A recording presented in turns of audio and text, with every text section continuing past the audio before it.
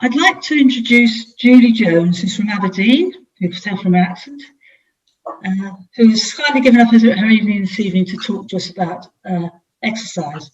I first met Julie about 6 years ago, I don't know if she remembers, when she came down to Plymouth to speak about her research on the effect exercise can have on Parkinson's symptoms. And her talk was one of the things that made me realise that I really must do more exercise, and I'm so glad I took up that challenge. So thank you, Julie. So, Julie, welcome. Perhaps we could start with this question. Why does exercise help people with Parkinson's? Wow, thank you very much for inviting me tonight, Jane. That's been fantastic. I'm more horrified that 6 years ago. It really doesn't seem that long since we had that conversation. So why is exercise beneficial for Parkinson's? I mean, this is a huge question, and I think for people really to consider. There is so many different benefits of exercise.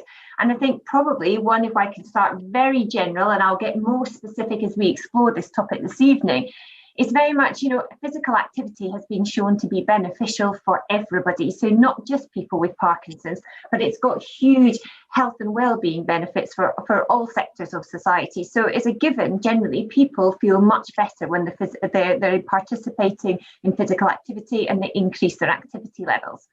I think then when we start specifically to look at Parkinson's in particular, I think for me, the easiest way to divide that down is there's some physical benefits for participating in exercise, there's some psychosocial benefits for participating in exercise, and also there's some really exciting physiological changes that happen with when people participate in exercise for people with Parkinson's. So it's many, many different facets. And I think we'll probably touch on the sort of neurophysiological elements later.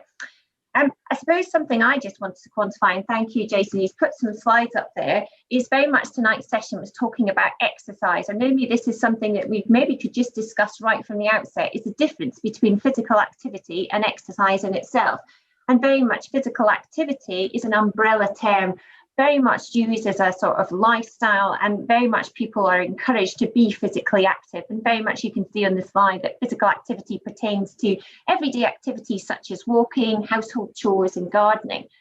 Whereas very much when we look at the international definitions of exercise, it's a subset of physical activity, and it's something that should be structured, planned, programmed, and something that is targeted on a particular area.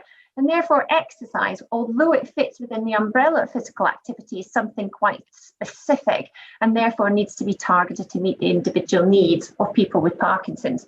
So right from the outset, there's probably a slight difference in how people refer to these terms, with physical activity being a generic term and exercise being quite a specific term for something that's structured and tailored to individual needs. So if we were to touch on the physical benefits, if that's all right, Jane, does that seem okay? Yeah, that's absolutely fine. Yeah. I think when we talk about the physical benefits of Parkinson's, I'm very much talking about some of the motor symptoms that people see with Parkinson's. And when we look at the physical benefits of exercise, what we're thinking of is that all the research studies would seem to suggest that if you participate in physical activity and exercise, people have an improvement in muscle strength, they have an improvement in flexibility, they have an improvement in balance, they have improvement in aerobic capacity, but also it has a positive impact on rigidity, and it also has a positive impact on the bradykinesia, so the slowness of movement and the reduced amplitude of movement that people have as well. And there's been now quite a lot of considerable amount of literature, and when we look at that, there's over 1,500 papers which have looked at the physical benefits of participating in exercise. And I think that's particularly important when we look at the Parkinson's population. So Jane may be quite an exception, but a significant proportion of people with Parkinson's are classed as sedentary. And therefore, the physical benefits not only tackle their Parkinson's, but perhaps tackle some of the other coexisting conditions that people have who are perhaps less active as well. I think really the other big advantage is psychosocial. I feel with Parkinson's, because the main approach of management is relying on medication, it makes you very passive recipients of your own care. And actually one great advantage of participating in physical activities, it's something that people can do for themselves. It's something that they can do to exert control over the direction of their own condition. And therefore it has a really positive impact on on their perceptions of their condition, offering them that capability to be involved in the self-management of their own condition. But not only that, there's been an increasing amount of literature that's looked at the evidence to support group-based exercise. And there's many group-based exercise opportunities around the length and breadth of the UK, predominantly, albeit at the moment, delivered online.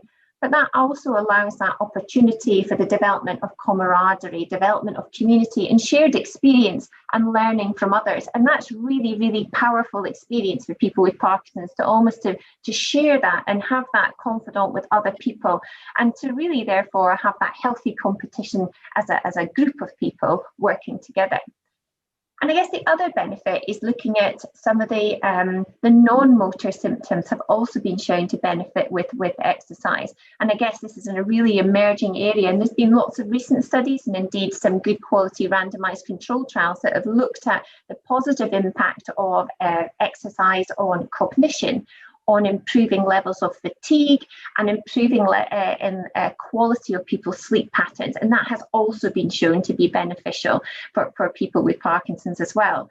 So when we look at the gamut of sort of symptoms, both motor and non-motor, really exercise has been shown to touch on all of those particular elements and be beneficial for all those different facets for different people. Are there particular exercises that are more helpful than others for certain activities? I remember you talking to me, I remember when you spoke, you talked about golf, and I assumed it was your arms that were the problem, and I remember you saying it was your trunk. So I think one thing when we think about, is there one type of exercise that people should engage with? And I'm sure for any of the physiotherapists or exercise professionals that are on this call, I think that has often been the million-dollar question. What exercise should I do for my Parkinson's? What is the best type of exercise? And that's a very difficult question for us to be able to answer. And I'll just perhaps maybe just explore why that is. First of all, everybody with Parkinson's is different. So if you've met one person with Parkinson's, you've met one person with Parkinson's. So actually exercise needs to be tailored to the individual needs. So when we think of the most common age of onset for Parkinson's, it tends to be in the 5th or the 6th decade. And therefore, people may be living with Parkinson's while also coexisting with some osteoarthritis, or they may have a slightly elevated blood pressure. Or we could be dealing with people with a younger onset of Parkinson's who are living with a new diagnosis of Parkinson's while also working full time and have a young family. And therefore, the exercise prescription needs to be tailored around their ability to fit exercise in and around that busy working schedule. So the first thing I would say is that evidence doesn't point to any one form of exercise being superior to another. And therefore, the evidence would suggest that exercise needs to be tailored to what that individual individual person's needs are. And then that's perhaps why the evidence also suggests you should see somebody who has a specialist interest or has had specialist training in Parkinson's, because there's over 40 different symptoms associated with Parkinson's, and therefore you're a very varied community. And so what we need to do is think about having a thorough assessment of what your individual needs are, coupled with thinking about what are your own exercise or physical activity preferences, and combining those two to design an exercise program that's going to meet your needs. But I guess in addition to that, we need to be looking at the literature and thinking about what we know about Parkinson's. And when we think about our understanding of Parkinson's, yes, people will associate the rigidity, the bradykinesia, the postural instability and tremor being the 4 main symptoms. But also, if we then also look at some of the other literature, which has looked at barriers and motivators for exercise, and we explore why people maybe aren't so physically active, we also start to unpack some of the other issues that need to be addressed. So quite commonly, due to a variety of reasons, both related to their Parkinson's and exercise behaviour, a number of people have weakness in their muscles. So particularly looking at the lower limb muscles around the hip and pelvic area. Due to long-term changes in how people walk, that also affects the musculature around the ankle and the biomechanics around the ankle. Many people who are first diagnosed with Parkinson's, the first symptom they notice is that stiffness in their shoulder, and many of you may relate to that. Maybe have felt that you had a frozen shoulder or an adhesive capsulitis, it's quite often called, around the shoulder. And that inability to swing your shoulder has quite an impact on the dynamics of walking. So if you don't swing your arms when you're walking, it reduces the rotation you have in your trunk. And if you don't rotate slightly when you're walking, it affects the dynamics of your pelvis, which then affects your limbs as you go down. So that's really why when you're going to see a specialist, they need to look at you from the top to the bottom and back up again and identify what your specific needs are. So there needs to be a strength component to that exercise program. And then also then we look at that thinking long term, there needs to be a balance element to that exercise program. But also increasingly emerging evidence would also suggest it needs to have an aerobic capacity. And I'll touch on that a little bit more. But higher intensity exercise, aerobic exercise, has also been shown not only to reduce the risk of people developing Parkinson's in the first instance, but has also been associated with limiting the rate of decline. So aerobic exercise, which gets you up a puff, has also been shown to be beneficial. But equally, when we notice some of the other symptoms around dual tasking, where you're needing to do two things at the same time, there's been a lot of fantastic work done in the UK, but internationally, that has shown that when we're doing two tasks at the same time, so a motor task such as walking combined with a cognitive task such as carrying a tray with a latte on it, people with Parkinson's will preferentially focus on the cognitive task, and as a result, the quality of the motor task, in this example, walking, will also deteriorate. And so therefore, when we're designing exercise programs that are going to meet an individual's needs, we need to have that combination of a cognitive load to it, as well as having the physical element to it. The other big symptom that I think also that has been shown clearly within the literature is this amplitude of movement. And many of you will be familiar with PD Warrior, which has come out of Australia, but also looking at LSVT, which has come out of the United States, and PWR. These are Parkinson's specific exercise programs. Similar to all these three of these exercise programs, a common theme is this really emphasis on large amplitude movements and maintaining those movements. And so again, as part of that exercise program, that's something that needs to be included. So when people start to ask me what is the best type of exercise, is the key messages is no one exercise has been shown to be superior to another. It's likely that a combination of exercises are beneficial for people, and people need to participate in a varied approach to exercise prescription. I suppose from that, maybe I'll just ask Jason just to pass on to slide 11, Jason, would be really helpful if you can pop onto that slide just to illustrate the point that I was just going to bring up.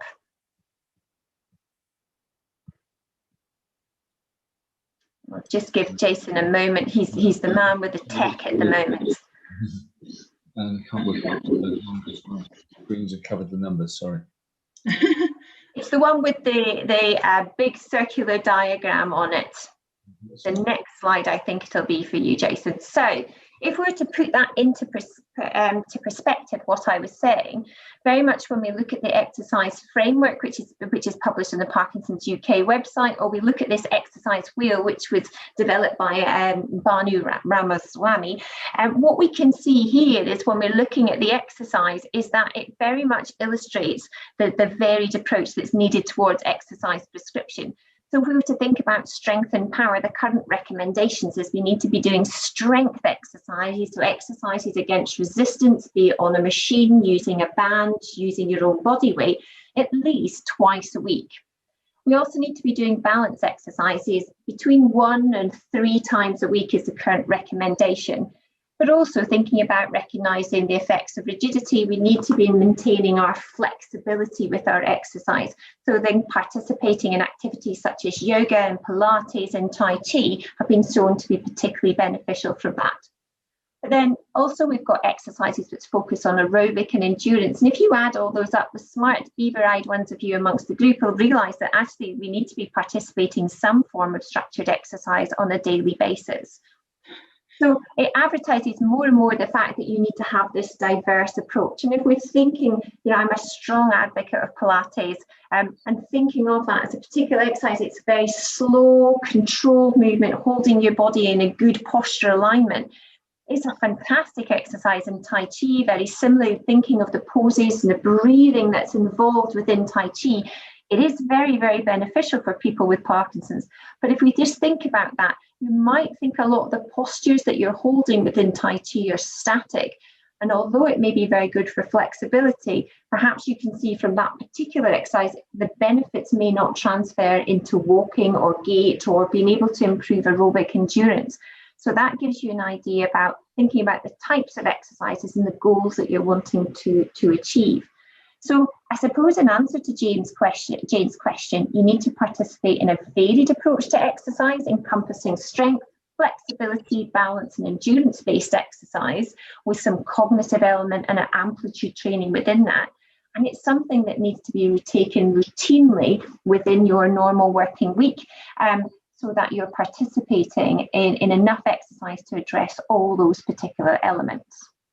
Quite a challenge to get all that in a week, isn't it? It is, and I think that's something that I particularly like the exercise wheel. There was a lovely chap up in Scotland who developed them into some fridge magnets, and I think that's really useful. But when we're thinking about supporting exercise, I think using an activity planner is a very good idea, because I don't know about you, but I certainly find that, you know, if it's a wet day or I get busy, exercise is often the first thing that gets deprioritized, if that's a word, out of my schedule. Whereas if we're actually having an activity planner and taking some time to think about what you've got on in a week and slotting in which activities that you're going to be able to do is really helpful for helping sustain a change in your behavior to try and instill exercise into your everyday life. And so that often is a good thing that you can be supported doing with your exercise professionals that are helping you, you know, to enable you to be more physically active. But equally, there's been a lot of work looking at the use of activity trackers, such as, you know, Fitbits or devices like that. And they're also very good to set yourself some targets, some goals, or things that you can do to set yourself some challenges to try and keep yourself being physically active. I mean, I think I consider myself reasonably active, and most people say I do a lot of exercise, but I'm not sure I do that much. I suppose, Jane, it depends what you do within a session. So many people, if they go to the gym, and I've seen some of the videos that you're doing, if you're in the gym for an hour, you're probably doing a combination of strength and balance exercises within that. So in a way, it's thinking about what you're doing and what you're particularly targeting. And we can learn a lot from our strength and conditioning coaches, and the fact that, you know, athletes will go to a gym and they'll have a cardiovascular day, they'll have an upper limb, so a day that focuses on the arms, they'll have a day that focuses on the legs. And I suppose what you just need to think about with your exercise professionals is planning your exercise program to make sure at some point within the week each of those domains is covered, and that you're sort of thinking about encompassing all that within an exercise program. You've mentioned that certain exercises that we can do actually will target particular symptoms more than others. So if we went to somebody like yourself and asked them to set us up some sort of physical activity routine, they could target that particular symptom in particular for us, could they? Absolutely. So certainly what I would be doing is I develop programs for people depending on what they need. So some people, I will actually give them a program that they have to do on set days of the week, which is very much focused at strength training. So when we look at strength training, if you're doing it in a progressive manner, you might not want them to do it every consecutive day. So I would give them a strength program to do on, say, a Monday, a Wednesday, and a Friday, and then on a Tuesday and a Thursday I may focus on balance and flexibility, and then within that on the weekend I will be building in some higher intensity exercise as well. So thinking about structuring those different components in. However, equally, I have a number of patients who are very busy and perhaps don't have as much time to devote to exercise. And therefore, what I might do with their exercise program is that they say to me, I can do an hour 4 times a week. And therefore, I have to then think about adapting how I can maximize what I'm putting in their exercise program for the 4 hours that they feel that they can give to exercise. And I think that's something that is really important. It's not about me telling people what exercise they should do, because I generally think that's not effective. It's having that conversation with the person who you're prescribing the exercise and having some honest discussions about what they can fit in and when they can fit it in, Because if there is that mutual discussion, I find it's a lot more effective for them to be looking at long-term adherence. And and I equally like to sort of share some of my own ideas in terms of that. So I have two children who are both I've got one who's 13 and one that's 11. So those of you been there, I'm at the sort of glorified taxi stage where I take my children to football, to music, to after school clubs. And so, I have to fit my activity around them. So at guitar, I'm running around the local village for half an hour when my son's at guitar. I'll go and do some circuits in the gym while my son's doing football. So I have to, because the rest of the time I'm working, or perhaps sometimes I might have to do the housework. So it's thinking about what time do I have to fit in activity around that. And I think it's important for people to build that in so they can be more likely to adhere to their exercise programs. And thinking about other things you can do, and thinking about, does it need to be something Parkinson specific? And I think Parkinson specific exercises such as PD Warrior are very good because it gives you something that's tailored specifically to the symptoms. But also I recognise that some people don't like to go to exercise programs that are specifically named, and you'd rather do something more anonymous. So, people can go to Aquafit, people can go to Zumba, people can go to, any form of exercise. And then, your exercise professional can liaise with the person who's delivering that. Or indeed, Parkinson's UK have just released an awareness training programme, which then can be shared with those instructors so they can accommodate how they're delivering maybe the Aquafit to accommodate people's needs. So there's a lot of collaboration needs to go both with the individual, but also with the community that delivers exercise as well. Julie, there's a couple of questions that started to come up in the box. One is a good one: how to cope with loss of motivation, because I think that's one of the big problems that a lot of people with Parkinson's, because it is hard when you're not feeling very well to be forced to go and do something ghastly in the gym can feel quite tough. I think that's tough for everybody. I think that's tough for everybody who wants to be physically active, but particularly for people with Parkinson's who have a lot more fatigue and often suffer from apathy. I think that's a really, really difficult one to do that. First of all, I'm quite sympathetic. You're allowed to have a bad day, and you're also allowed to have a day off. You can't have them every day, and you can't have them all week, but you have to give yourself, to start with, just have a reflection on what you've done in the last few days and just question whether you've been too hard on yourself. The next thing to think about is what strategies you're going to put in place. Great things that I find work clinically, and again, there may be some exercise professionals on the call that may agree with this. I think having somebody that you exercise with is something that really makes you get up and go. So if you've got an exercise buddy, that's fantastic for adherence. We're very British. British people don't like to let people down. So if you're meeting, Susan in the park at 10 o'clock to go Nordic walking, you won't let her down. Whereas if you're going Nordic walking by yourself, you're like, doesn't look very nice weather out, or maybe I'll just finish doing what I'm doing in the kitchen. So having an exercise buddy is something that I think is very, very positive. And thinking about choosing who you want to do that particular activity with. So thinking of that and building in some social connections along with your physical activity is a good one to get started. Setting yourself some goals is useful. So whether that be a step count or setting yourself challenges as well. And the other thing I find useful recently is keeping an activity diary. It does seem a little bit strange that a number of people feel low in mood and they don't have much energy, but actually they go out and they do something, they come back feeling so much better after they've been for a walk. And sometimes keeping an exercise diary is a good memoir of, actually I did that the last time and I felt so much better when I came back, and just being aware of how your body feels. So you can do that in a variety of different ways. So a reflective diary, an exercise buddy, setting yourself some goals. I have a number of people that are now starting to use Strava, and so looking at the routes that they're doing and sharing routes with people online. So again, it's building that network of community people that you can share your exercise with.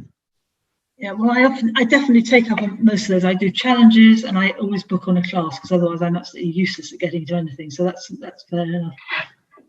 There's a couple of other questions that are coming up. Somebody has mentioned they have back pain and sciatica and muscle pain, and how can they exercise without being in acute pain? Oh, okay. So I think that's a difficult one and to start with, but again, you're somebody who perhaps needs a slightly individualized approach to your exercise, because a lot of people do complain of back pain. And again, that could be a symptom indirectly of Parkinson's due to a lot of the stiffness that you get at the bottom of your spine, particularly in the lumbar spine and around the middle part of your back. And also the postural changes that many people experience. So I think probably what I would do with you is start very gently thinking about limbering up the lumbar spine and improving some of the movement there before we can start working you up to doing something more progressive with your exercise program. And I think that's always something to think about. We all need to start with a different exercise. Although I mentioned high intensity is where we want to be, you've got to recognize that everybody's going to start somewhere different. So if you've had severe pain for a long time, I would start with fewer exercises, build yourself up gently so that each fortnight you're building in a new exercise and you can reevaluate your pain. If you add in one exercise and there's no change, you think that exercise is okay. If it brings on your pain, you think, well, it must have been that exercise that I added this week. So it allows you to reflect on the exercises that you're doing. But again, I think if you've got that, I would start gently with some flexibility exercises. Start with some walking. Nordic walking is also very good for low back pain. Thinking of starting something gentle and functional, and then thinking about focusing something that's a bit more structured and focused in relation to your Parkinson's. Exercise does help low back pain. There's clear evidence with or without Parkinson's that improving your mobility is beneficial. I just had a lovely comment come into the chat box, which is from Rosemary near me here, and she says having a dog makes you get out and exercise. And I remember my mother being told by the doctor once that everybody over the age of 60 should be prescribed a dog to make them get out and do something. So there you go. Oh, I think that's a great idea, Jane. If we could get that in the next manifesto, that would be super. Yeah. People would love a dog. Yeah, right, we've got a couple of admin questions in there, Jason. We'll just let's clear up quickly. Okay. Carolyn asked, which organisation are Jason and I from? We're not. We're actually just people with Parkinson's who are volunteers. We run this as a volunteer thing. So we're not from any organisation at all, which is quite nice. And there's a couple of people asking if they can have access to the slides after the session, Julie. If you Of course. The slides are very much today were just to augment almost this exercise conversation that Jane and I are having, but I have created them so they would stand alone for people as well, for people who wanted to view them after. So by all means, I'll be happy for Jason and Jane to share them. That's not a problem.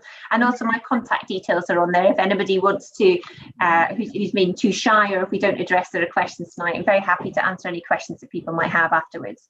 Okay, another question from Heather. Heard of PD Warrior, but what were the other two exercise programs you mentioned? Okay, so the other two programs I mentioned, some of you may have heard of it. It's the Lee Silverman voice therapy, and some of you may have heard that as a particularly Parkinson's approach to improve voice projection and amplitude of your voice. Now, that particular clinical and research group in the United States developed a sister approach, which is called LSVT Big, with the idea it's about big movement. So it's still called the Lee Silverman voice therapy, so the LSVT, but it's called LSVT Big. And they have, again, 8 core moves, which really think about emphasizing large amplitude movements, because very much the thought is, or the science behind Parkinson's is that we think that a lot of the movements, the amplitude of the movement decreases, and the fact that people with Parkinson's necessarily aren't aware of how small the amplitude of movement there is.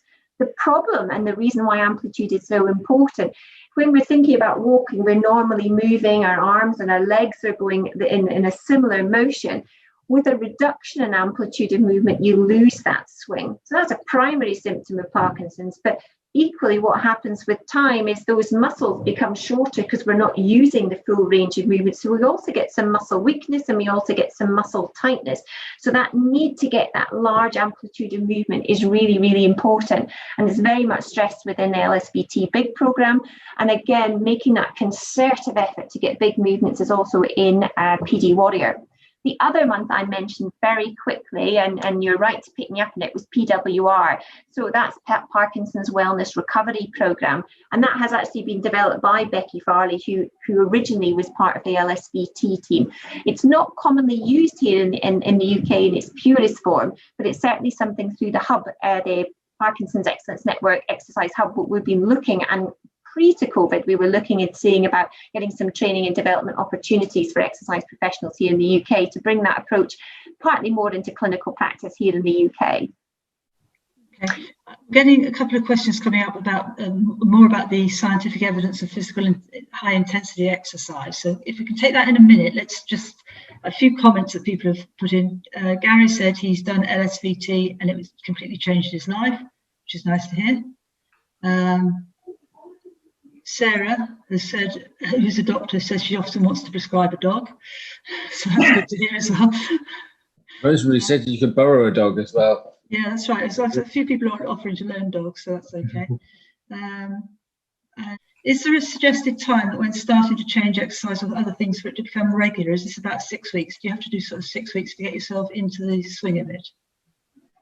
I would say for habit forming, there's a variety again of different schools of thought of this. I think people need to be going 6 weeks is the absolute minimum that you would need to get habit forming. So I would possibly say in reality for habit forming, I think you need to be looking at least 8 to 10 weeks.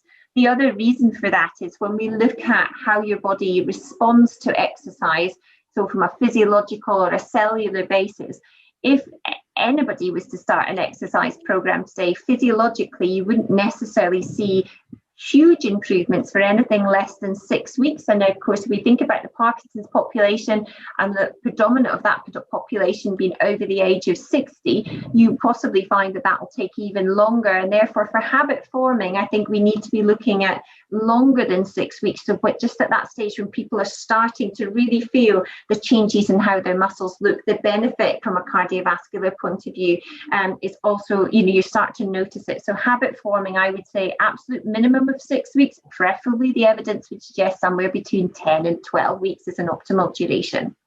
Okay. Somebody has asked in the Q&A, how do they get advice on getting an individual program? Who should they provide? Who would provide it? I'm guessing you'd say a local neurophysio would be ideal, wouldn't they? The gold standard, I think, probably would be for a first consultation. Yes, would be super if people could be referred to a neurological physiotherapist who has a specialist interest in Parkinson's. And I'm saying that, and I'm very much saying that that's what I would say would be the gold standard. However, I do recognise, and we can see this from the various service improvement audits that are run each year by Parkinson's UK, that not every consultant or not every GP surgery in England will have access to a neurological physio. So I think, therefore, I recognise there's some limitations in the current service position developed within the NHS.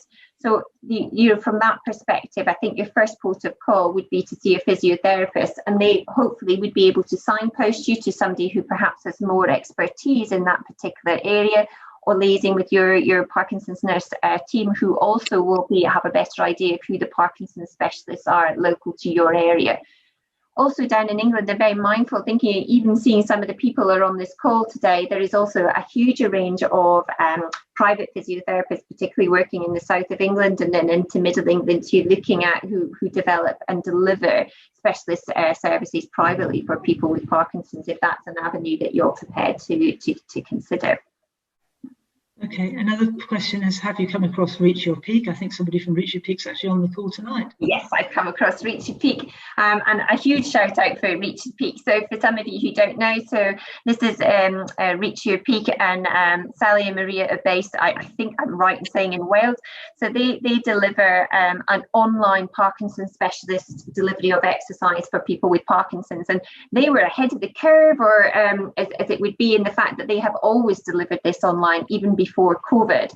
And I think something that's very unique to their particular program is the fact that it isn't just about exercise prescription, it's about supporting people to make meaningful changes to their exercise, and it's about delivering exercise contextualized with Parkinson's education. And I think that's something that I think is particularly important. Just telling people to exercise isn't going to shape their behaviour, but something that's very much embedded within the work that Sally and Maria do is trying, when they're delivering and teaching people to do a particular exercise, is telling them why that's beneficial for their Parkinson's, why they're getting to do so many repetitions or sets of that particular exercise. And I think that really helps people to understand why they're doing those particular exercises. And they also provide boot camps where there's lots of education seminars and webinars trying to bring people together to share their experiences, but also to educate people on their Parkinson's, which is very similar to the programme that I run up here and are currently researching in Scotland. So it's thinking about exercise programmes delivered in isolation perhaps aren't so are more, well, have a better impact if they're delivered along with sort of strategies to support behavioural change, strategies to support self-management, and really trying to give people the knowledge, skills and tools to be able to exercise independently within their own home. So yes, big shout out for Reach Your Peak, huge. Go check it out. Gary tells me that Irish set dancing has been shown to improve gait, balance and movement, and I bet it would. I think dance is a cheeky one, actually. You know, I like dance, and there's lots of and again, there's some people here on the call tonight that have done some research into looking at dance within Parkinson's. And I say dance is a cheeky one, and I think it's a cheeky one because a lot of people are put off by the term exercise because it means weights in a gym and lots of lycra, which many people maybe find difficult to associate with.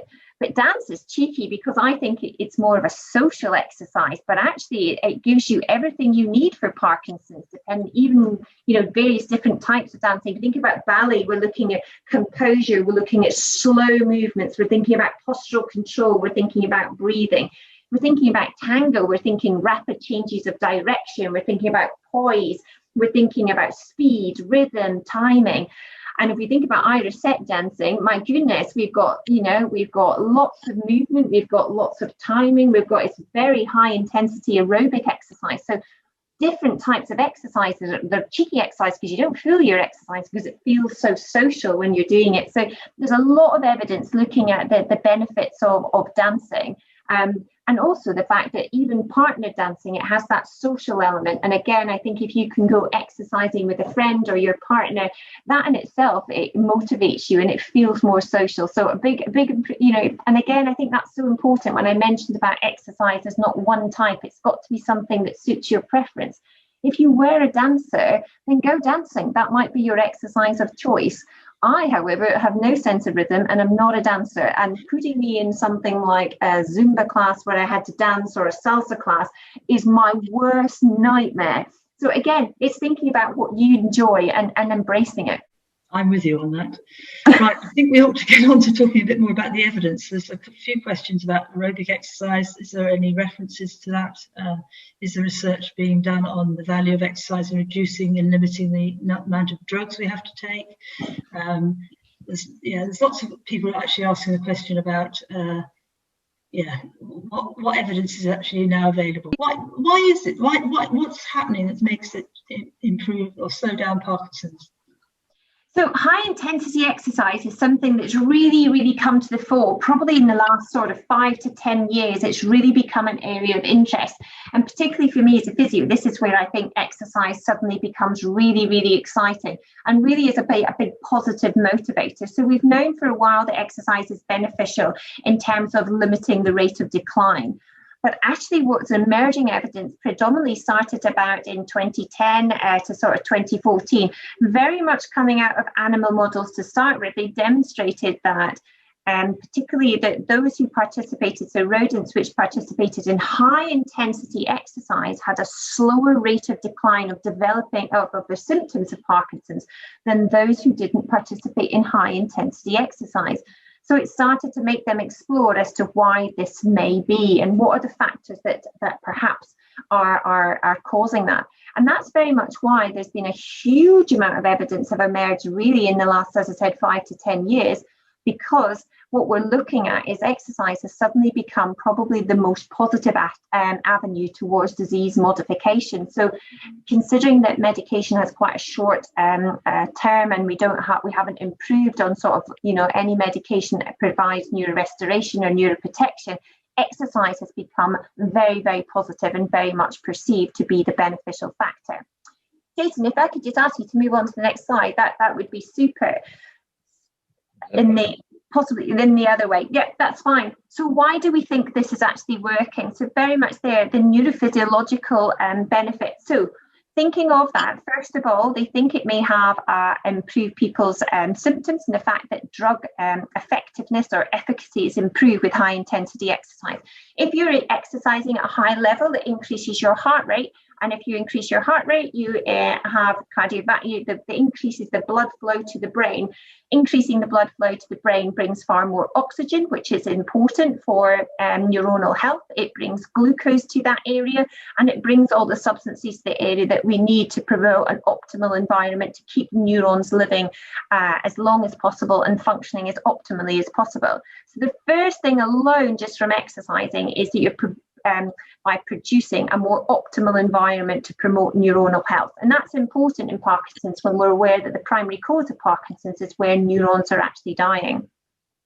The other big thing that they've noticed from looking at animal studies is the fact that high intensity exercise is associated with increasing the circulation of what is called neurotrophic factors.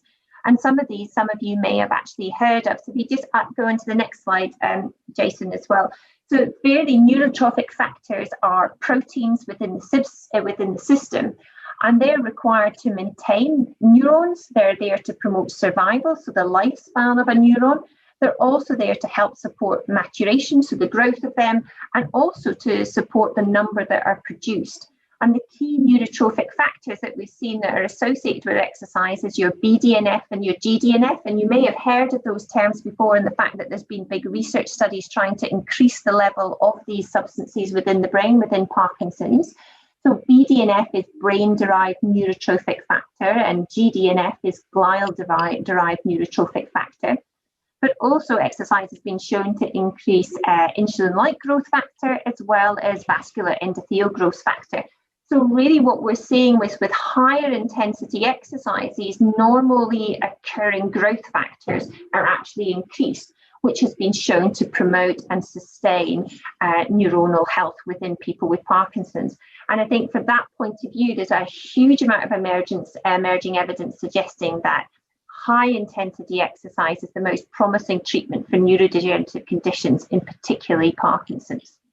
If I could just go back to the previous slide, sorry, Jason, just moving around. So that's the first one, high intensity exercise, increased levels of neurotrophic factors within the brain. In addition, what we're also noticing with higher intensity exercise, it also has some other impacts within the central nervous system. So it also improves or increases the production of dopamine, which you produce within your brain. And that's obviously positive when we've got a condition where there's a reduction in dopamine. It also improves the transmission of dopamine, so the traveling and absorption of dopamine within the system. And it also improves the selectivity of the dopamine terminals. And so they're the parts of the brain which are taking the dopamine and allow that neurological information to be transferred within the brain. There's also evidence suggesting that people who participate in high intensity exercise, also it's been shown within scans within human brains that we get increased synaptogenesis. So just to explain what synaptogenesis is, when we think about the neurons within the brain, we've got one neuron and it passes information on to the next neuron, which passes information on to the next one. And it gives a command within the brain, which is then executed and allows us to move. So the more synapses we have, the more traffic our brain can deal with, and therefore the quality and efficiency and effectiveness of our movements improves. So we've got more ability to transfer electric current if we've got more synapses within the brain. We've also shown that high intensity exercise increases neurogenesis. So that's the birth of more neurons. And generally, as we get older, the number of neurons which exist within our brains start to decline. So high intensity exercise is really then shown to preserve, but also promote the generation of more neurons within the system. So really what we're looking at with high intensity exercise is not only does it potentially have that capacity to make changes within the brain, but we're also therefore getting to see that potential for restoring some of the dopamine cells within the brain and protecting those neurons from being lost in the future. And so for me as a physiotherapist, I find this particularly exciting because it's not just the health and well benefits that we were talking about in the front end of the show tonight. It's about the fact that actually by participating in exercise, we could actually have a positive impact on the condition trajectory for people. So that's really why there's been a really big push for higher intensity exercise for people with Parkinson's. How do we know when we're doing high intensity then?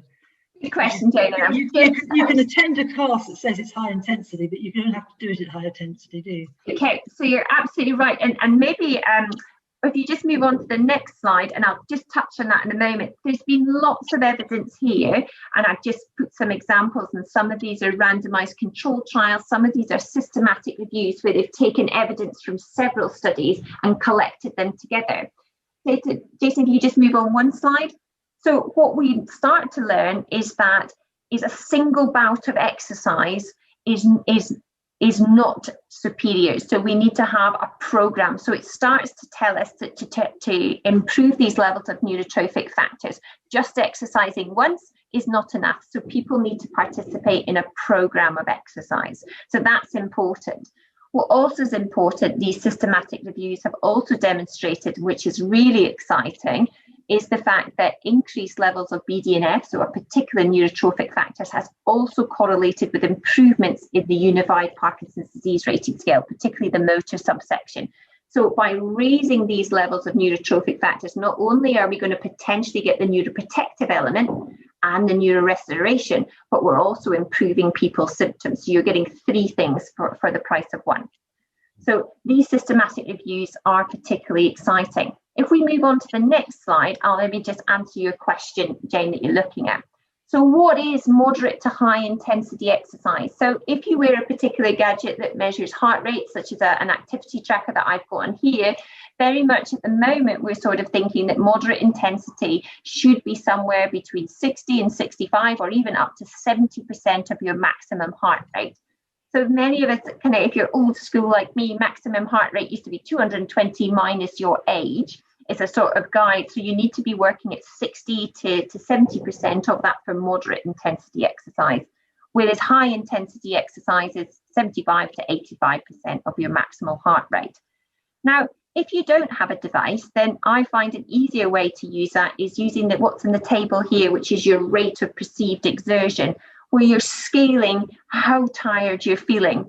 And so therefore, if we're looking at moderate intensity exercise, you need to be exercising somewhere between 13 and 15, which says somewhat hard. And I translate that into you should be able to speak, but not in full sentences. So, oh, I'm working hard.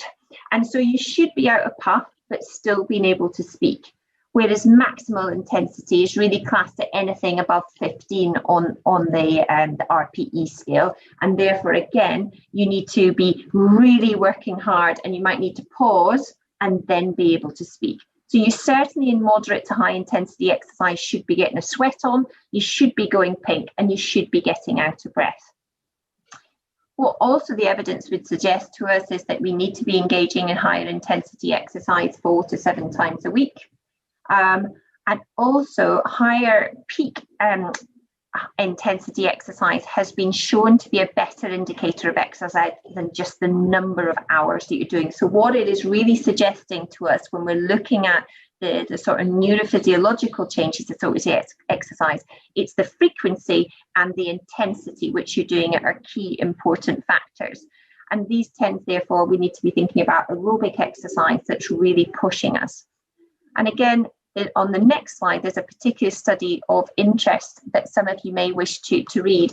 A lot of the high intensity exercise studies which have been published to date have used forced cycling or treadmill training. So therefore you have to keep going at that rate and pace, which while can be done in a laboratory or under supervision can be quite daunting. But there was this paper published by O'Callaghan, which was done in the northeast of England and really done and published last year, but was conducted in 2012 to 2016.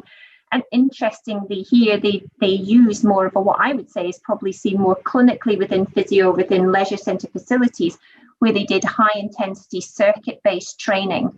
And so they got people working at just over 85% of their maximal heart rate, and they got them doing 45 seconds of high intensity work and then gave them a 15-second rest. And they did that 4 times for a course of 12 different exercises. So it very much is a very interval rate training. So this study really demonstrated there was significant improvements in people's BDNF in the HIIT training group, so high intensity interval training, more so than those in the moderate training. So what we're not suggesting is that you need to be high intensity the whole time. What we're suggesting, or the evidence is increasingly suggested, it's thinking about intervals where you're working for brief bouts of high intensity and then a rest. So up to 2 minutes and then some more high intensity and then a brief rest. And so again, it's thinking about when you're going out walking, how could you build in high intensity? So when you're out walking, many of you will be living in urban areas. So thinking about, I'm going to walk, and for the next 6 lampposts, I'm going to walk as fast as I can safely. And then for the next 3 lampposts, I'm just going to go back down to my normal pace. The next 6 lampposts, I'm going to nail it and walk as fast as I can.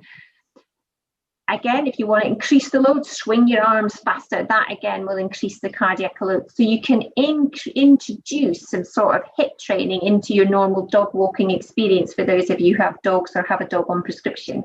So thinking of that, this is the big learning that we're getting from this. We need to be doing it frequently, and the intensity is really important. Does that answer your question, Jane? Yeah, it does. I think anybody watching you on the street might think you've gone mad, though. But apart from that, there are a few more questions in the box because we're running towards the end of the session, really. It's one of those. Catherine asked, do you have a reference for aerobic exercise making the difference? Is that one there probably the best one? This one certainly will. And any of the systematic reviews on the previous slide, and I've left on both the authors and the DOI, which is the bit you can click. But again, Jane, if anybody struggles to get any of these papers afterwards, they can contact me, depending on what your journal access is. I might be able to share them for them for people who'd like, but most of these are aerobic. This is one of the first papers, this Callahan paper, that wasn't specifically aerobic only training, and I think that's probably more akin to what we see in clinical practice. But yes, I can share them, but they're on the previous slide as well. Okay, another question. What is the best exercise for core stability? Core stability. I think for me, if you're a very beginner, I would say some core stability to start with, starting gently, would be thinking about some Pilates. Would be useful. It helps with the flexibility and very much targets the core, and then dynamically moving into Tai Chi to allow you to have some breathing control and some more dynamic postures would be useful for that, which then can be built into a more dynamic program thereafterwards. The next one, thank you. The next one is somebody who needs to use a frame to get around. What's the best way for them to exercise? So I've run chair-based exercise programs that are high intensity. It's about keeping people exercising at a rate and keeping them high and then bringing them back down again. So just because you're in a chair or walking with a frame, there's no reason why you can't engage in higher intensity exercise. So I might get you marching on the spot for 1 minute with high knees, and then I might slow down the knees for 2 minutes where you've got some strength component for those leg movements. And then I might then start doing some arm exercises, raising your arms up for 1 minute, and then go back down to doing some side stepping with the hips, which is looking more at resistance or strength-based training. So you can really change it up. Even if you're sitting or don't feel confident standing up, it's still possible to get a higher intensity workout, regardless whether you're in standing or sitting. Right, okay, thank you. Are there any particular types of exercise that particularly help with a tremor? Now, this is really interesting, and recently there has been a systematic review looking at tremor, and tremor is often one that is very difficult to be able to manage.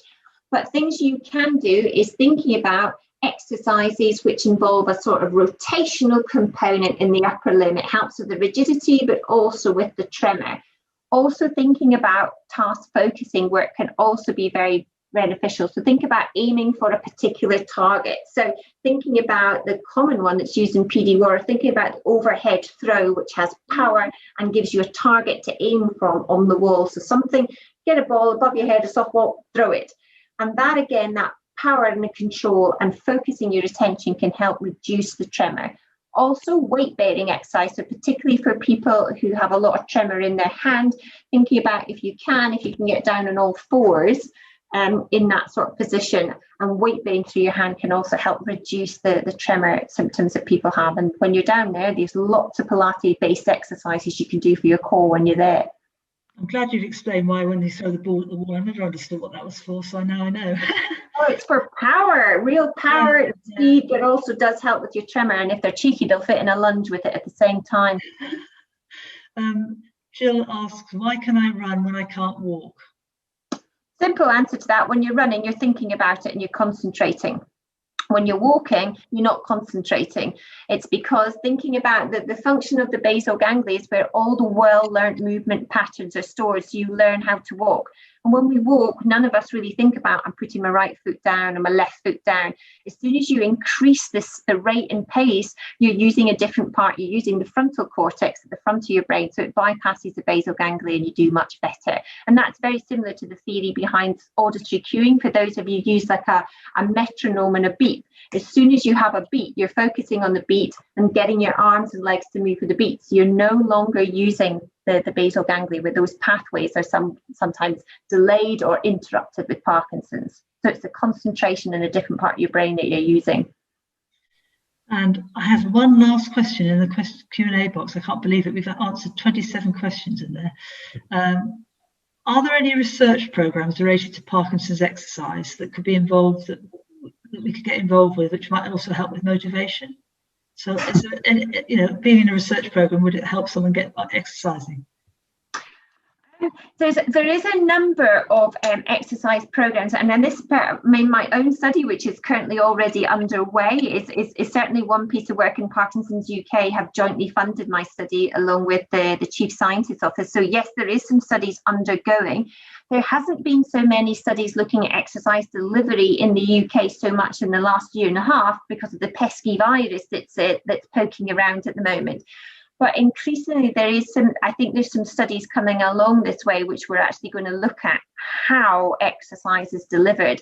Because one of the challenges, we know it works, or we know it's beneficial, but it's how we can support people to develop an exercise habit that is the big bit. And we need to think about how services are configured to support people with Parkinson's. And that was very much how my study emerged, in the fact that I think there's some fantastic exercise opportunities, but often with NHS provision, people only get a time limited opportunity with their physiotherapist, and then they're sort of left dry with no sort of motivation. Finding community-based exercise programs which are delivered by fitness instructors can be difficult.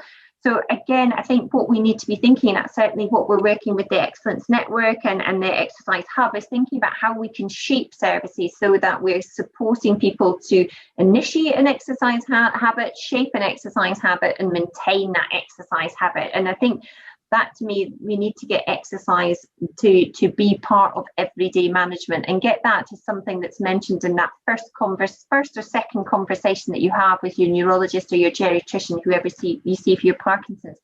I'm not currently aware at the moment of any studies in the UK which are recruiting for exercise delivery at the moment, but I should imagine with restrictions starting to lessen, these will start coming back on board, because certainly the study that was produced late last year that was commissioned by Parkinson's UK, the Simpson study, demonstrated how COVID has really negatively impacted on physical activity participation in the UK, just due to the fact that exercise was pretty much closed down overnight. So there's a big need for people to participate. Jane, can I just do one shameful plug? Yeah. For those of you who are new to exercise and don't feel that they want to attend a group because they don't know if they're going to like it, as part of COVID, the Exercise Hub pulled together a great number of Parkinson's specialist exercise professionals, did some videos of 30-minute classes, and these were published on YouTube. And it might be useful now that gyms are starting to open up. There's fantastic yoga sessions, there's some high intensity exercise sessions, there's some yoga, there's Tai Chi sessions. It might be used for some of you just to have a look at these so you can have a taster of a high intensity session, or a yoga or a Pilates or a chair-based exercise that allows you to sort of try before you feel that you would want to sign up for that in a leisure facility, or sign yourself up for a Parkinson's class. So I will make sure that when we circulate the information, can say that link is there. And there's, as I say, there's several of these exercise videos that some of you could try just to start putting your toe in the water, because going to an exercise class is difficult. With or without Parkinson's requires quite a lot of self-confidence. So it would be good for you guys to have some experience before you go, so you know what you're letting yourself in for. And also there are quite a few online courses as well. So I do my PD Warrior online. So you can do a lot of these things, so you can try both before you have to face a class. I do understand that's quite hard. Okay, and they're very good actually. I looked at the high intensity ones, wondering if I was going to think it was really good or not, and they were, so they are very good. Weight bearing in a wall press up, would that provide sufficient weight bearing to help a tremor? That would be a good start. You could start weight bearing on the wall with 2 hands, and then you could progress it, taking 1 hand away and bringing it back. So I'm building in some rotation while this arm's pushing against the wall, and then you could swap them over. You could also do a press up against the wall and bring your arms back. So hands against the wall and bring them back. So you're working on that extension. And can you see that it just suddenly becomes a big movement where you're one-handed and your arm back there. And equally, by doing that, can you see how I'm building in some rotation as well? So you're combining those exercises. Yes, you're getting the weight bearing and rotation and a stretch. So it's combining those elements together. So you're not having to do hundreds of exercises, but we can fit several things into one exercise. Okay. A comment in the boxes from Fee saying the East Devon Parkinson's group have restarted their exercise classes after COVID, and they've attracted 60+ people this week. So that's really good news. And David asks, do you do private consultations? Do you know, I don't really do many private consultations because I'm a rubbish private physio. This is my passion. This is my hobby. And so very much what I always like to do, I'm very happy to speak to people about what they want to do and point them in the right direction and sort of mentor them through that. I'm very mindful. I live in the northeast of Scotland, which is a long way away from a lot of people, but I'm very happy to get people started and provide them with some programs that they can start to build. You know, I think it's really important. I very much feel a call of duty. I have a certain skills that I, as a physio, and I'm very happy to share those to get people started, because I'm very humbled at the moment. I've been spending all day collecting data on my study, and even those people in the control group who've now just feel that it has been the single thing that has changed their life. It has made them feel that there is positivity. They can now successfully live with Parkinson's rather than be defined by it. And I think I'm really, really quite positive about the value it brings for everybody. And if I can help anybody with that and get them started on their journey, I'm very, very happy to do that. It's a huge boost for me to see people feeling better about themselves, even if it maybe doesn't show a positive thing on a scale. The fact that they feel better because they're contributing to their own health is enough. And it's really humbling for all the therapists on the call. I'm sure that they'll find that is the fact that the empowerment and the passion and also just the stronger that they feel after engaging in exercise mentally as well as physically is so positive. So happy to help in any way that we can. So my thanks to everybody who's been attending, and to Julie and Jason and Martha. Thank you so much for giving up your time this evening.